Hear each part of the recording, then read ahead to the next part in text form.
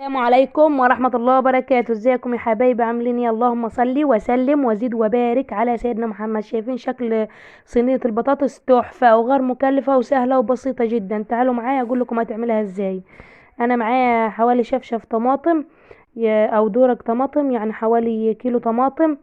هحطها تتسبك كويس.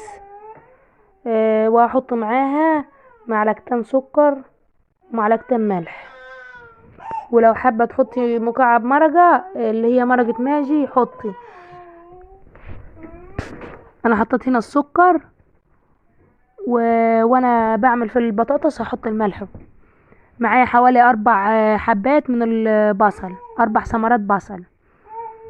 خرط البصل واحطهم في الصينيه زي ما انتوا شايفين كده. واحط حوالي معلقتين زيت نظيف وسمنه، سمنه بلدي، معلقه سمنه بلدي. هضيف معلقه السمنه البلدي زي ما انتوا شايفين كده.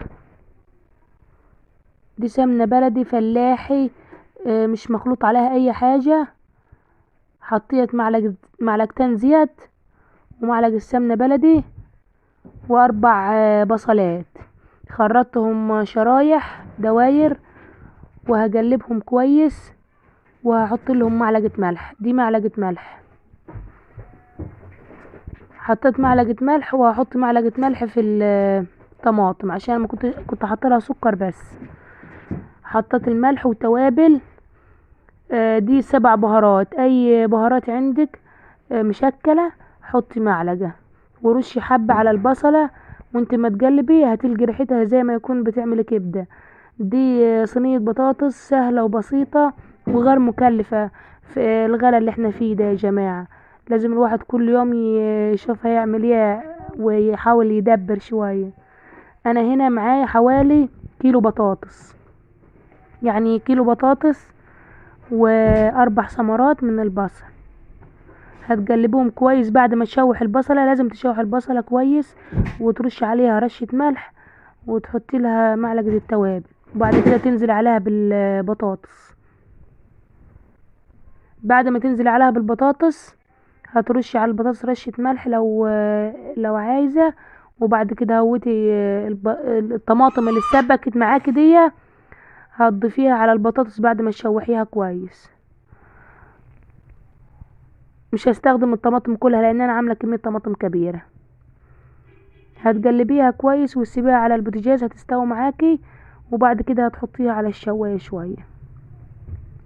سهله جدا ومش هتاخد معاكي اي حاجه، غير مكلفه وسهله وجميله. بس لو حابه تحطيه مكعب ماجي مرقه، يعني حطي مكعب مرقه بيخليها ريحتها وطعمها جميل. انا لما احبها، في ناس مش بتحب المرقه ما تحطيش.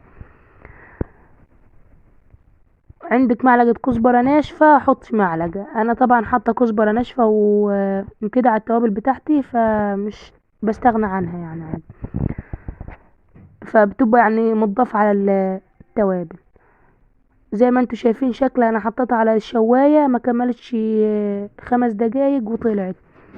زي ما انتوا شايفين شكلها تحفة. لو عجبتكم ما تنسونيش في اللايك والاشتراك في القناة. لو اول مرة تشوفيني اشتركي في القناة وادعميني فضلا منك وليس امرا، وشجعيني عشان اقدر انزل لكم كل جديد.